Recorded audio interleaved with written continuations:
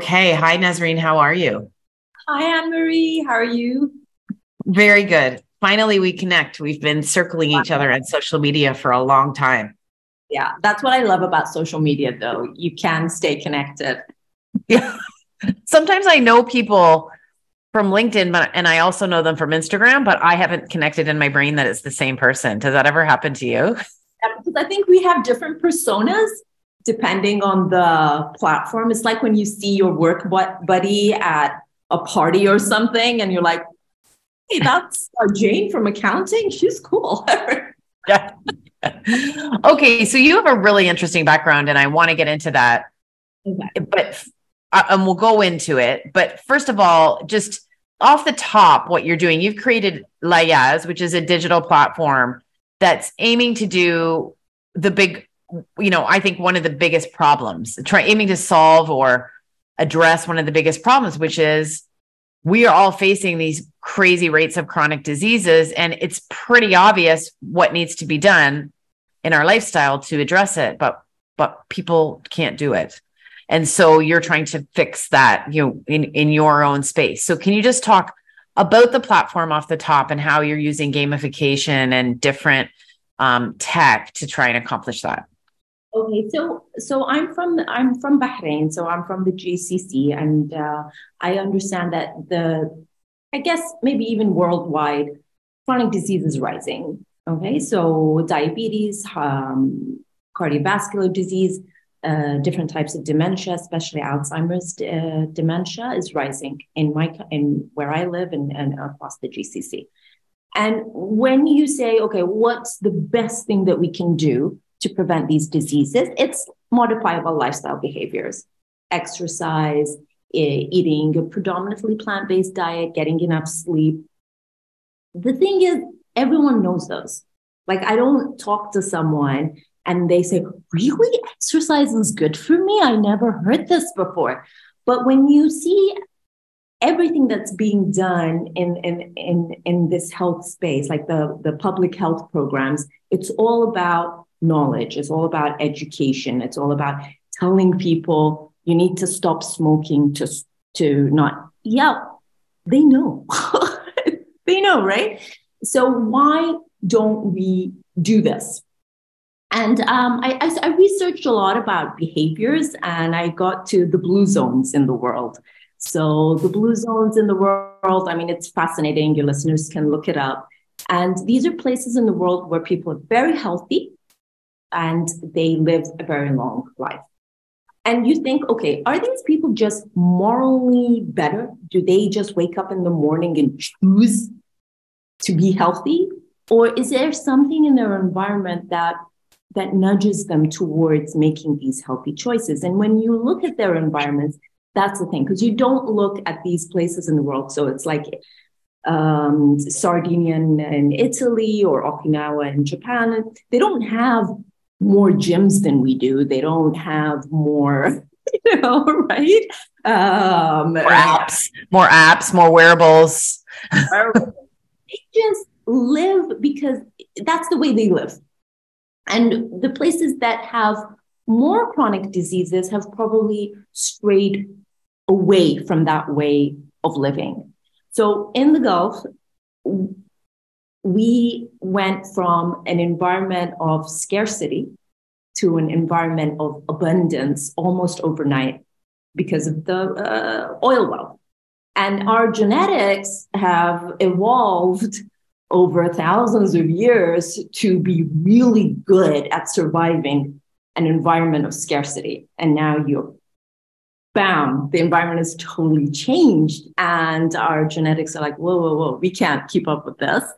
And so how now do you fight that environment? Because it's hard, it's hard to wake up in the morning and choose to be active when we now drive everywhere, or choose to eat well when the foods that are available now so conveniently don't suit what our genetics have evolved to accept. And also, like, maybe we're programmed to eat because we came from an environment of scarcity. So we ate when food was available, and now food is available all the time. So how do we change that? So it's not fair to keep blaming the individual. You need to make better choices, because if that was the case, it wouldn't be the majority of people struggling. It's a pandemic, and you can't just say, one by one, you need to make healthier choices. You need to stay away from things that are numbing, your stress levels, like smoking or something like that. So we have to address the environment and the things around us. And how do we do that? It's hard. Like, are we going to be able to change the entire environment? I don't think so. But can we make healthy choices more accessible, like more fun? Because now, if there is a choice between working out and not working out, I choose not working out, because working out, as much as people say it's fun, it kind of sucks. It's fun after. It's fun after, and maybe near the end, but your hair gets sweaty and it's tiring, and there are a lot more things I could do, and you really do have to invest that time. Like, you have that hour to working out.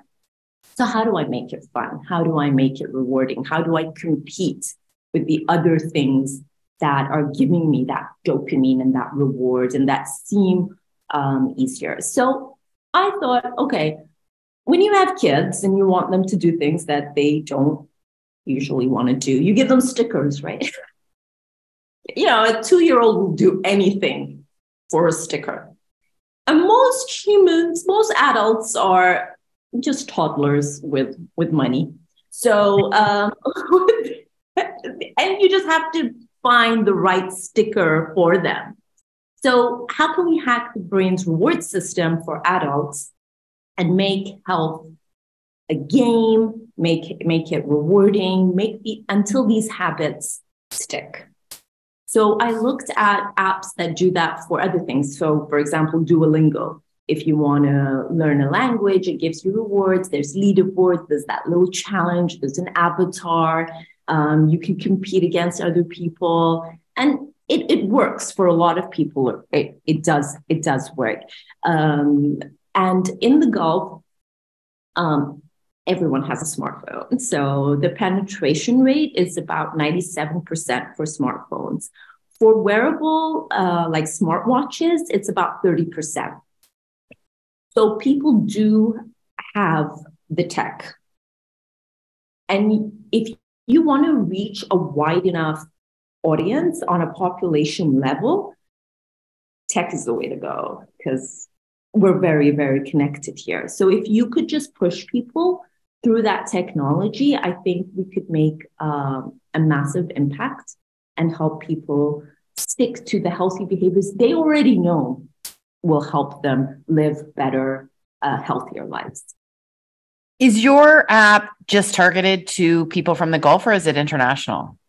Well, I think when you're designing, I think it could work for anybody, but I want to design it for the Gulf because we have certain set of environmental problems here. So the weather, for example, it's hot. Like, if I'm going to tell everyone, you're going to need to walk everywhere, they're going to be like, oh no, I don't think so. Summer's coming and I'm not going to walk to the office. So that might be different if you lived somewhere more temperate, and you could do that. So it will start with targeting people who live in the Gulf, but then you could, if it works, you can scale that to anywhere. You could personalize it and say, and link it to your location. So it would change the prompts depending on, well, it's really humid outside. Maybe you can't go for a walk, but let's do this workout. Or the weather is amazing. I think you benefit being out in nature. So it can work for anyone once we get it, once we scale it to global. You're one of the first people I've spoken to. You're the first person I've spoken to, and I speak to a lot of people in this space, in this region, who has pointed out that all of the things we hear that make it difficult for people, i.e., we used to live in scarcity and now we live in this kind of abundance, is like very recent history in this region. Like you're the first person that's voiced that to me. I mean, it's true, but there's an extra, like, how big is that?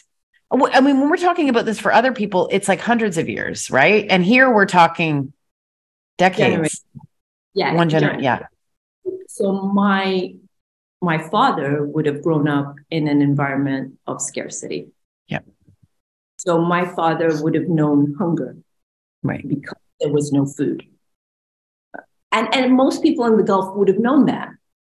Yeah. I don't know hunger unless I'm on a diet. Right.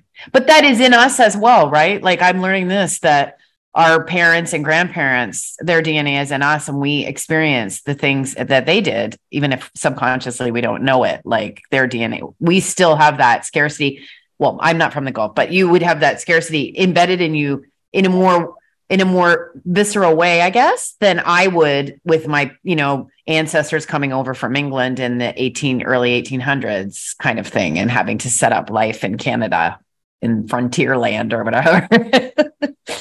Maybe a risky transition. I don't know how.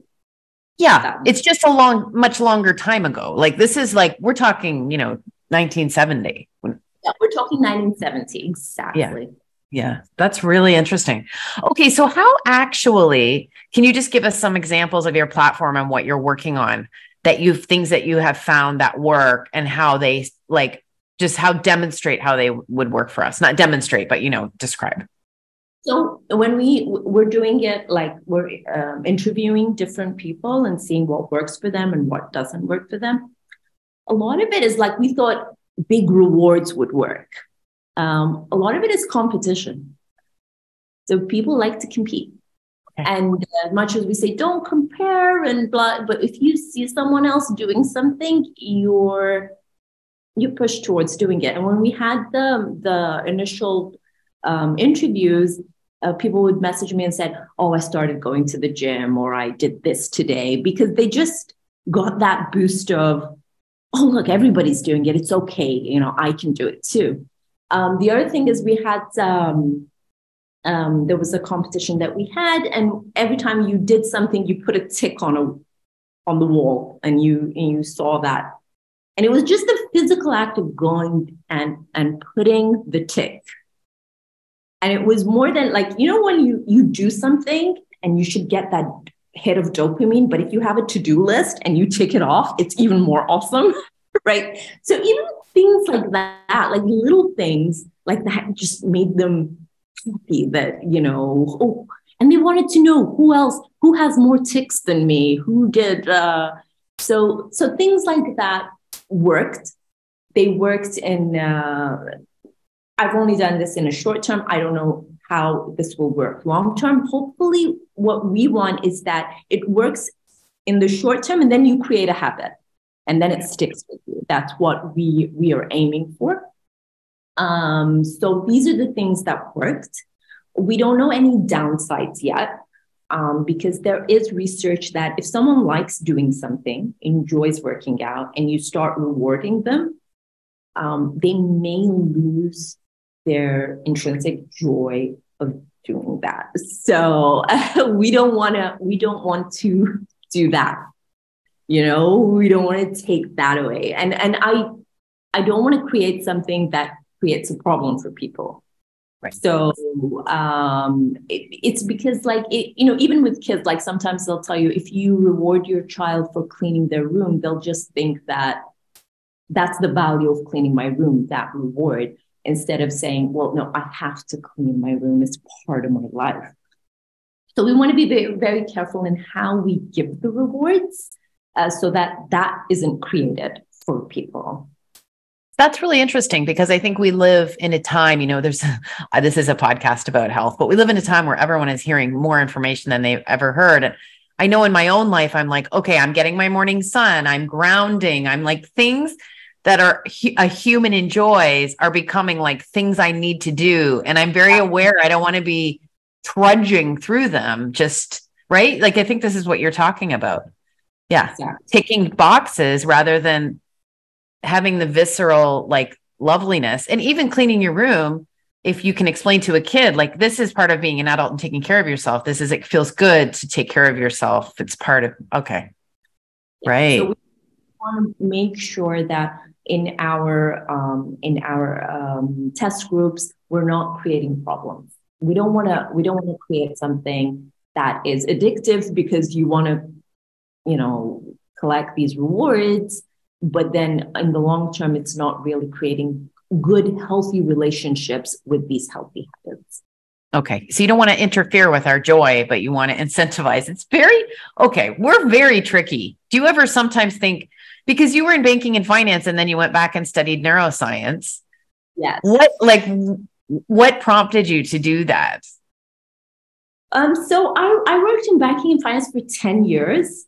I reached burnout by the end of those 10 years. I had 2 little kids. And I had the perfect life. Like, I had no problems. I mean, I'm talking about Bahraini in the 2000s, and I had a good job. My husband had a good job, and everything was perfect. But I came home one day and I thought I was having a heart attack. I thought I was dying. I called my husband to take me to the hospital. I said bye to my kids. I called my sister. I said, you need to take care of my kids because you may never see me again. And then I went to the hospital and there was nothing wrong with me. My body was functioning perfectly, but my mind had decided that this stress was so much. Like, stress for what? I don't know, but it was so much that there must be something really bad. I had reached a point, I think, that I didn't want to go further in banking. I didn't see myself, and I was up for promotion, and I kind of didn't want that because I didn't want that life. And I went to my boss and I said, can I have flexible hours? Can I have, I'm willing to take a pay cut, like half my pay, just give me. And they were like, no, if we do that for you, everybody would want it. I'm like, I don't think so. Only I would want it for a few months. And they were like, no. And then my husband's job moved to Dubai. And it was a good exit for me to leave my job. And then I became full-time mama, which was great. I really enjoyed it. And I was with my kids. And when I was with my kids at school and I would volunteer for things at school, I like to watch people and kids and what they do and the human behavior. And I don't think we ever outgrow that. Like, we all behave in the same way. We just know that as adults, we get into more trouble. So we behave a little bit better, but we're always behaving in that same way. And it fascinated me. So I read a lot about psychology and the brain and why we do things. And then when the kids went to high school, I said, okay, I'm gonna retrain and study neuroscience and the brain and psychology. And I actually enrolled in the program about 2 months before COVID hit, which was it gave me something to do during that time, which I loved. And I love human behavior, like why we do what we do and how can we change it. And I think it's so important. So that's how I transitioned from banking into this space. And then my final thesis I did was on Alzheimer's disease, early detection of Alzheimer's disease, because we wanted to, at that time, there was a lot of talk about new drugs coming out. And the earlier you detect the disease, the earlier you can treat and prevent it, which is the model. I think the medical model is to treat with pharmaceuticals. The earlier you know, the earlier you can get people on drugs. Pharmaceuticals definitely have a place in our health, and they help a lot of people. But these drugs didn't work as well as people thought they would. And while I was studying, it was like lifestyle behaviors work better. So if you have a lifestyle, if you have exercise and you have proof that exercise works better than this drug that has side effects, why not just give it to everyone? Like, doctors should be prescribing exercise. They should be prescribing sunlight. Prescription, like you must get, sunlight, or you must get exercise. maybe people would take it seriously. I don't know. So that was like, okay. And it's not just for Alzheimer's disease, it's for everything, your mental health, your mood, everyone. All the exercises show that the closest thing that we have to a panacea that will help all our problems is exercise. And so I'm like, okay, why aren't we doing this? Mm-hmm. And that's where my idea came out, to create something that would help people to engage in these healthy lifestyle behaviors. So Alzheimer's and dementia, I mean, the rates, I can't recall the exact rates, but they're really set to skyrocket around the world, but in this region in particular. And some people say that this region is aging now in a way that, it's got an older population that's reflecting that, but also just the rates of chronic disease in general. So yeah, in terms of dementia and Alzheimer's, yeah. So what's your take on that? Dementia, the last report that came out in the Lancet, so Alzheimer's dementia is globally is predicted to increase in the next 20 years by like 160%. But then if you take the GCC, every single country in the GCC, you're talking about 800%, 1,000%, 1,200%. And I'm like, okay, well, we're not aging that much more. It doesn't explain it. And okay, is diagnosis becoming more? That could be like maybe before a dementia or Alzheimer's dementia was only diagnosed if it was really bad, but now you're getting diagnoses with mild cognitive disorders. So you say, okay, there might be diagnosing it earlier, but I don't know, like even when I talk to my parents, they don't remember this. They don't remember old people having dementia. And we had old people, like it's not like nobody was aging in the Gulf, but there's something going on. What do you think? What do you think is going on? I think old people used to be a lot more active. So I remember my grandparents, like from my mom's side, she was really active. They'd walk everywhere. They'd have they'd work in the house a lot. So even if they weren't physically active, they were active. And also they would help a lot with the grandkids. Maybe now not so much because people here have they've separated. They don't live together anymore. When we have kids, they'll get outside help to help with the kids. And maybe older people are feeling less useful as they're aging. This is a theory. I have no scientific backing or data to support this. This is just my theory. And that when people are retiring at a very early age in the Gulf, they're trying to push that retirement age now, but then there's nothing to do for years. I think that is contributing to this rise in dementia cases. Again, I don't have proof, but this is my thought on this.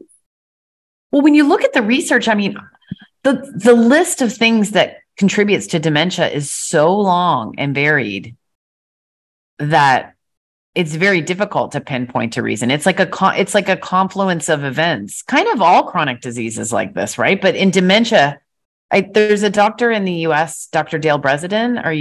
He does a lot of work on Alzheimer's and dementia and slowing down after diagnoses. And he sort of calls it a leaky roof with like 36 holes in it that you're trying to patch. And there's a whole bunch of different, and exercise and nutrition is pivotal. And then within nutrition, specific kinds of foods. But it's pretty scary. Like it's a pretty scary one. They're all scary, but this one is scary too, especially in the Gulf, because there's not a system to support caring for people, right? Like there's not in the system where there is a system is creaking and groaning under the dementia cases in say North America, where they do have a system, but a system of old age homes and things like that here too. So it's also concerning. I think also, like, I don't know about the West, but here there's a stigma around Alzheimer's disease. So if somebody does get Alzheimer's disease, like friends that I know that their parents got Alzheimer's disease, they kind of isolate the patient. And I think that contributes to the symptoms faster because they need to be out, they need to be talking to people, even if they maybe forget something here or there. I know how hard it is, I really do. But I think that needs to change. We need to know people who have Alzheimer's disease. We need to see people in media who would come out and say, oh, by the way, I have Alzheimer's disease and this is how I'm dealing with it. I think the stigma is also there. It's not there for any other chronic disease, I don't know, but with anything that has to do with the brain, there's always a stigma. What do we always say? I'm losing my mind. I've lost it. It's the thing we're all the most scared of. And connection and purpose are often listed in, when this discussion in the West, and you're right. Like if you don't have that, the thing is we're living longer, weirdly. We're living longer, but we're sicker. So I think how important do you think it is to make a plan for that later part of your life? So important, because what are you going to do? So our lives, so let's say when I was born in 1975, my lifespan was 70, but my health span was around 65. Now, today, I'm expected to live to probably over 80, but my health span is still 65. They've given me 10 more years of being sick. I didn't ask for that. Who's going to finance that? I don't. Right? Like, I didn't. Okay, ask me first. But you don't have a say in this. You're going to live longer. They're trying to push it to 90 or to 100, and I'm like, okay, but my health span is still 65. Yeah, and it's going to be so expensive to go from 65 to 100. And who's going to bear that cost? My kids, the next generation. Like what's so how can I make that better myself? Yeah. Because I don't want to be a burden to anyone, and I don't want to be a burden to myself. And when we did our research, especially the women, the number one reason they wanted to be healthy was not to be a burden. It's just such a fear. God, me be a burden? I'm such an independent person. Like, who's going to take? No, I don't want anyone to take care of me, and I don't want to take that away from women. It's so important to them. It gives them their dignity and their self-worth and being independent women. And I don't want that to be taken away from me, for sure. Yeah. So what can we do? How can we be healthier? And it's not more knowledge. Like you said, I've been listening to so many podcasts about health. Like when I go on my walk, and right now there's so much about cold plunging, and I've heard so much about cold plunging. Do you know how many times I've cold plunged? 0. Never. Oh, how can you be healthy if you don't cold plunge? But I know it's good. No, I'm joking. It's just things. What I'm learning as I'm older, and I've been in this health and wellness for so long, is there's trends, and just because everyone's saying it's healthy, it doesn't mean it's healthy for you, and it doesn't mean it's necessary for you. It's trendy. It's like high school. It's like something's the cool thing to do, and like I do like cold plunging. I started doing it a couple of years ago, and when I'm not right in the morning, I stick my face in a bowl of ice water, and nothing will change your mood faster than that. That's the reason I do it. Is it helping? I don't know. But, you'll just as quickly hear someone say, oh, it's not good for your thyroid. It's not good for this. It's not good for that. Right? Like you shouldn't be hot. You shouldn't be cold. It's crazy. Like you could just drive yourself absolutely crazy with all of it. But yeah. So I'm curious with you personally, like, about change. You've made changes. You've moved countries. You've left your career, which is incredibly difficult. You became a stay-at-home mother, and then now you went back to school. What do you first of all, what's helped you make changes? What difficulties have you found when you've been making those changes? I think my personality, I like change. I'm just one of those people that gets fidgety. I just need to move around, and so I like change. I think moving from Bahrain to Dubai was relatively easy. It's I can find the same culture here, and the same language, the same foods, the same weather. It wasn't like, I'm not going to say, oh my God, I moved countries. I know people move countries to somewhere totally different. They don't speak the language, so it wasn't that hard for me. Leaving my job was hard, and the reason leaving my job was hard was because I felt like there's a certain set of expectations from a woman.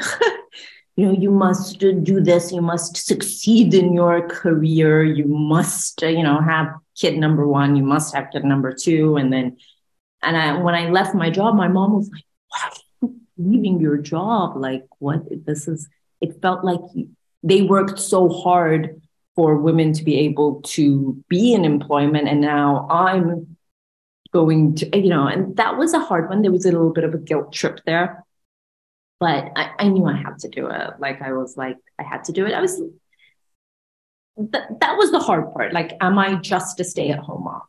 And then there's a little bit of stigma associated with that. But you studied so hard, and but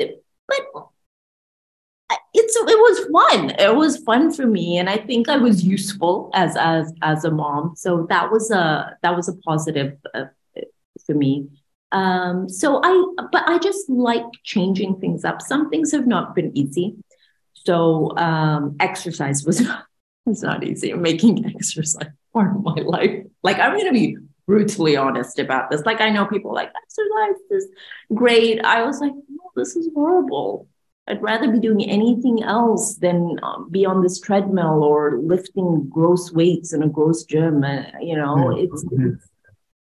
But just seeing the positive impact that it had on me, and even like the next day, like, I'd sleep better when I exercised. I made better choices when I sleep better. So it had a full-on effect. So just seeing that, and I love data, and that comes from my engineering background. So just seeing that helped me make the changes. And that's why I like data. I'm finding out maybe not everybody likes data as much as I do, but I feel like it's useful to see the results. Do you think fear of change plays into reluctance to adopt lifestyle changes that are necessary to feel better and prevent disease? I don't know if it's fear or if it's resistance to change. Like, I don't think we're afraid as much as, like, I don't want to change my route. Like, it's like, I'm going this way. It's worked. To just make something a little inconvenient, I don't know. So, for example, the morning sunlight thing, I've been trying to incorporate this into my life, and I just don't want to, because there's bugs outside. We were having a hornet.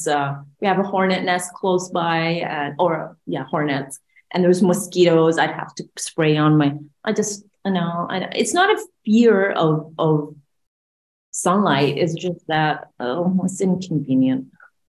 But doesn't your brain sort of kick up when you're trying to start something new? Isn't there a mechanism in your brain where your brain doesn't want you to do something new? Like, it will create. Can you talk about that a little bit? Yeah. So what will happen is, like, you as a person, you want to do the most efficient, like your body, your brain wants you to be as efficient as possible. If something works and if you want to change it, you have to exert energy. Your body doesn't like to do that, because exerting energy, again, you come from a long line of people who lived in scarcity. You only used energy when it was vital. So why change? Like, you don't know what's going to happen. Like, why are you going to take this risk? Everything else is fine. Like, why do you want to change? There is a resistance. Like, the familiar, the known, the comfort in things that have worked so far. And you're like, okay, do I really want to inconvenience myself with something new? It's also the decision, like the cognitive load that comes with deciding to do something that's not a habit. So if you want to change something, like it could be something really, really simple, like having water before your coffee, you know? And if you're someone who always has coffee first and you now want to have water before, that is tiring in the morning to always, oh God, but I've already made my coffee now. It's going to get cold. I'll have to heat it up again. This is so boring. No, and your body's like, why are you doing this? Let's just have our coffee first. Let's just make it simple. Let's just make it easy. And then if you want to do everything, like you want to get your sunlight, you want to ground, you want to meditate, you want to exercise, you want to eat right, you want to be social, so many things, you get overloaded. Your brain is like, too much. Mm-hmm. Let's stick with what we know. Okay. So make it fun. And make it fun and keep it simple. What's your dream for LaYas, your platform? I just hope that for LaYas, someone can pick it up and take from it what they need to make their life better. Like they don't have to take the whole thing. They can stick with it as long as possible, or as, even maybe only for a few weeks. If they want a community, they would be able to find a community there. If they want to do things, like some people are very private, they don't want to share their data. They just want to see a tracker or a journal, that they get it from there. And we want to create something that can be personalized so people can change it to be what they want. We don't want to tell people, this is what you need, you must follow these steps. They can skip things. Maybe people don't need help with exercise. They just need help with getting inspiration for plant-based foods, things like that. So that's what I dream, that's what I want, that it's easy. And I don't want it to be a burden. Like some people were saying that they don't like using health apps because it just makes them feel bad, or it's cumbersome. They have to fill in a lot of information. I don't want it to be you sitting for an hour thinking, what did I do yesterday? Because that's going to get people really, like, they don't have time for that. As much as it is, passive data being collected, that's okay. But I just don't want people to feel overwhelmed. Oh no, another health app. Yeah. Okay.